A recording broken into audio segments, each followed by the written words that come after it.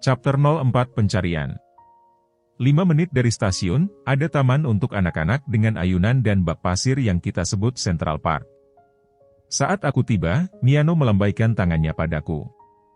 Entah kenapa, dia duduk di bangku, masih mengenakan seragam sekolahnya.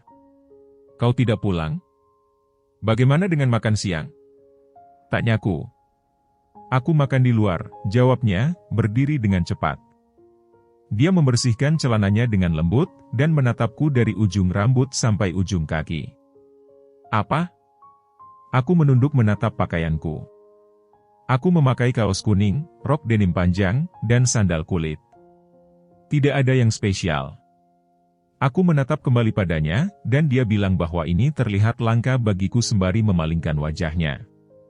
Bagaimana dengan gantungan kuncinya? Dia bertanya. Atas permintaannya, aku mengeluarkannya dari tas kecilku. Miyano mendekatkan wajahnya untuk melihatnya lebih dekat. Aku selalu mengira dia pasti bau tak sedap karena berlari-lari sepanjang waktu, tapi bau yang keluar dari lehernya terasa sejuk seperti hujan, tanpa ada yang dicampur di dalamnya. Sesaat ini terasa memalukan. Lalu, aku sedikit mundur darinya. Lihatlah punggungnya. Miyano, yang sama sekali tak peduli terhadap kegugupanku, menunjuk ke bagian belakang pakaian yang dikenakan beruang. Ada semanggi hijau berdaun 4 dengan kata, Clover, yang dicetak dengan huruf hitam. Kedengarannya seperti nama toko. Apa kau tahu ada toko bernama Clover? Dia bertanya padaku. Ada toko dengan nama itu di dekat jembatan layang, jawabku. Dia kemudian menunjuk ke bagian bawah kaki kanan beruang itu. Angka 4 digit terukir di atasnya. Jika kita memiliki nomor seri, mungkin kita bisa meminta seseorang dari toko tentang hal itu, katanya, dan segera, kami menuju ke toko tersebut. Dia tidak tahu jalannya, jadi aku yang memandunya, sembari bertanya-tanya mengapa aku melibatkan diriku bersama orang ini selama 2 hari berturut-turut. Belum turun hujan sejak pagi ini. Aspal agak lembab, dan terlihat jauh lebih gelap dari rona abu-abu biasa. Jalan yang kita lewati tidak terlalu ramai, dan area perumahan yang kita telusuri terlihat tenang dan sepi. Tetesan hujan yang terkumpul pada daun pepohonan hijau di sekitar kota memantulkan cahaya sesekali, bersinar dan berkilauan di bawah sinar matahari siang. Disinilah tokonya. Aku berhenti di depan toko. Kami berada di trotoar jalan utama, dan ada jendela peraga di lantai 1 gedung apartemen tinggi dengan selimut, boneka, manik-manik dan aksesori yang berjejer rapi di dalamnya untuk dipajang. Di pintu kayu pada toko kecil itu ada sebuah tanda yang bertuliskan, Import Shop Clover, dalam bentuk huruf bulat. Aku pernah mendengar tentang toko ini, tapi belum pernah melihatnya secara langsung. Aku melihat-lihat toko melalui jendela peraga. Toko itu memiliki suasana yang cerah dan hangat, dengan wallpaper kuning di dindingnya. Aku melihat boneka binatang dengan berbagai ukuran yang disusun di rak kayu, dan barang-barang kain seperti taplak meja. Tidak ada pelanggan di dalam, hanya ada seorang pekerja wanita tengah melihat-lihat buku catatan di kasir. Baiklah, kau masuk ke dalam dan bertanya pada penjaga. Kenapa harus aku? Karena, kata Miyano, menatapku dengan gaya sok penting sambil tangannya diletakkan pinggulnya. Aku ini seorang lelaki. Kau tidak bisa mengharapkan aku untuk pergi ke toko seperti itu, aku akan menunggumu di luar. Aku meninggalkannya di sana dan membuka pintu tokonya.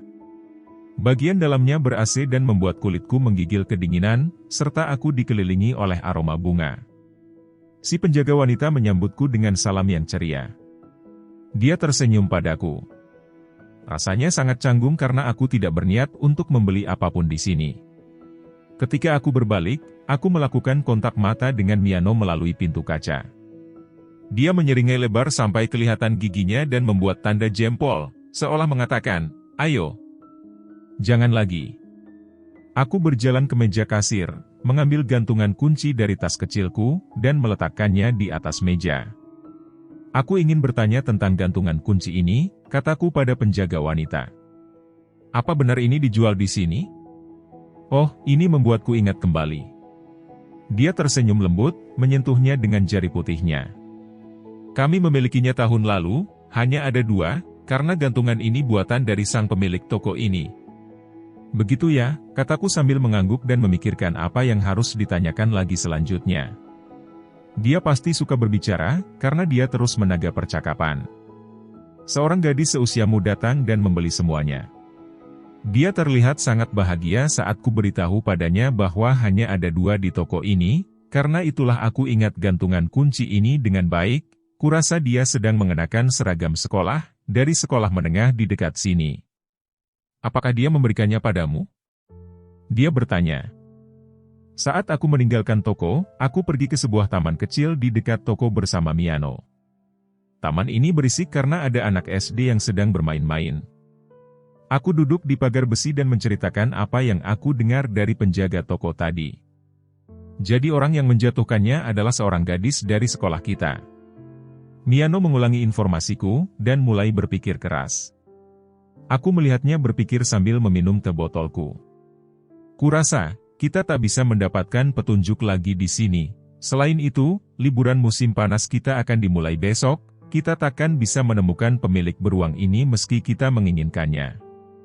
Untuk mengembalikannya, tidak bisakah kau meminta sensei untuk memberi pemberitahuan di papan buletin sekolah? Kataku padanya. Aku sangat berkeringat, mungkin karena berjalan terlalu jauh dari biasanya. Bahkan jika matahari tidak nampak, sekarang masih musim panas, dan panasnya sungguh tak tertahankan. Aku menggunakan handuk untuk menyeka keringat dari wajahku dan pengembunan dari botolku dan menyadari bahwa Miyano sedang menatapku. Berbeda denganku, dia memiliki kulit kecoklatan dan bahkan tidak berkeringat. Wajahnya terlihat khawatir, tidak seperti wajah bahagia yang biasa dia buat. Apa? Aku benci mengakuinya, tapi aku terkaget karena itu. Aku tidak tahu bahwa dia bisa membuat wajah serius seperti itu. Apa kau serius bilang begitu? Dia bertanya. Kenapa tidak? Aku berdiri, melangkah dengan kuat di atas pasir. Mengapa kau menganggap ini sangat serius?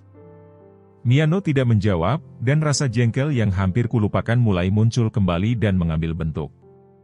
Aku sudah cukup denganmu dan leluconmu, aku tak takut padamu. Mengatakan demikian, aku mencoba meyakinkan diriku bahwa aku benar. Aku berjalan melewatinya ke pintu keluar taman. Aku tidak peduli pada siapa dia menceritakannya.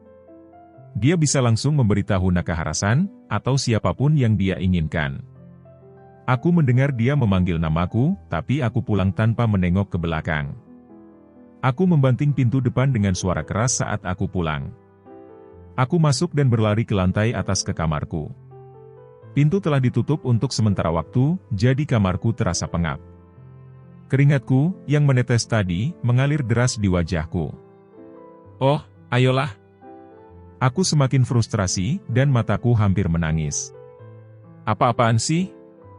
Di sudut ruangan, aku melihat tas sekolah biruku, yang lebih besar dari yang terlihat dan cukup fungsional untuk menampung tidak hanya buku teks, tapi juga pakaian olahragaku. Ada 2 kantong di dalamnya, yang besar dan kecil. Salah satunya memiliki gantungan beruang yang menempel pada resleting. Dia terbuat dari kayu, memiliki wajah bulat kecil, memakai pakaian kuning, dan memiliki nomor seri yang terukir di sepatu merahnya. Seharusnya aku melepaskan dan memasukkannya ke belakang laci mejaku. Tidak, seharusnya aku membuangnya ke suatu tempat, seperti yang dilakukan Mana padanya. Aku melepas tas kecilku dari bahuku dan meletakkannya di sudut ruangan yang berlawanan, menyesali bahwa aku tidak memberi Miyano gantungan kunci di tas itu untuk diurus. Aku berdiri tak bergerak di antara tas sekolah dan tas kecil, meneteskan keringat. Jarum jam di dinding berdetak dengan perlahan. Sedikit cahaya menyinari tirai tebalku, tapi redup dan membuat ruangan cukup gelap untuk mengaburkan bentuk perabotan di kamarku. Seandainya saja aku bisa meleleh menjadi kehampaan. Ruangan ini sepi, tapi di dalam pikiranku terasa ramai dan ribut. Aku tak bisa tidak merasakan betapa kesalnya diriku, tentang gantungan kunci yang dilemparkan, tentang Miyano, dan segalanya. Aku ingat bagaimana dia memanggilku Itsuko, bukan Natsuko, dan merasa lebih marah lagi. Satu-satunya orang yang tidak pernah memanggilku Natsuko adalah Mana. Mana lulus dari sekolah SD lain, dan kami berada di kelas yang sama untuk pertama kalinya pada kelas 1 SMP. Dia pasti merasa aneh bahwa setiap orang memanggilku Natsuko, karena suatu hari, dia mendadak bertanya mengapa, meski sebenarnya kami bukan teman sejati. Semua orang memikirkan musim panas saat mereka melihatku. Jawabku. Kenapa? Aku tidak mengerti sama sekali. Mana membalas sambil terkejut. Aku pikir Akiko, atau mungkin Fuyuko adalah panggilan yang lebih baik cocok, maksudku, kau tidak mudah bergairah, jadi kau tidak terlalu musim panas, jika kau bertanya padaku, kau lebih condong ke tipe suram. TN, Natsuko mempunyai arti anak musim panas, Akiko mempunyai arti anak musim gugur sedangkan Fuyuko, anak musim dingin. Melihat kembali saat itu, aku pikir memanggil seseorang memiliki suasana muram selama percakapan pertamamu dengan mereka seharusnya agak kasar, tapi hal itu tidak menggangguku saat itu. Aku lebih terkejut karena menemukan orang lain yang juga mengerti fakta bahwa Natsuko bukanlah nama panggilan yang tepat untuk diriku. Memanggilku suram mungkin sangat kasar, tapi rasanya sangat menyegarkan untuk memiliki seseorang seperti Mana yang selalu berbicara terus terang. Dia tidak pernah percaya rumor atau mengikuti mayoritas untuk menyesuaikannya. Mana merupakan satu-satunya orang yang memanggilku Itsuko, sementara semua orang memanggilku Natsuko. Itu sudah cukup bagiku, selama Mana adalah satu-satunya orang yang benar-benar memahamiku. Setidaknya, itulah yang kupikirkan. Aku berjongkok untuk melepaskan gantungan beruang itu dari tas sekolahku. Selamat ulang tahun, Itsuko. Mana memberikannya padaku untuk ulang tahunku saat tahun lalu. Aku juga punya satu, mereka sepasang. Lihat, nomor serinya hanya berbeda satu sama lain. Tapi dia membuangnya. Air mata mulai terjatuh tanpa aku sadari. Ini tidak lebih dari penghinaan yang disarankan Miyano agar kita cari pemilik gantungan kunci. Aku mendepetkan beruang yang aku pegang ke dalam tas kecilku. Aku yakin mereka tak pernah menduga akan bertemu satu sama lain lagi seperti ini. Aku akan mengembalikan mereka berdua kemana. Aku menyeka air mataku dengan sapu tangan, menggenggam tas kecilku, dan bergegas keluar dari kamarku lagi.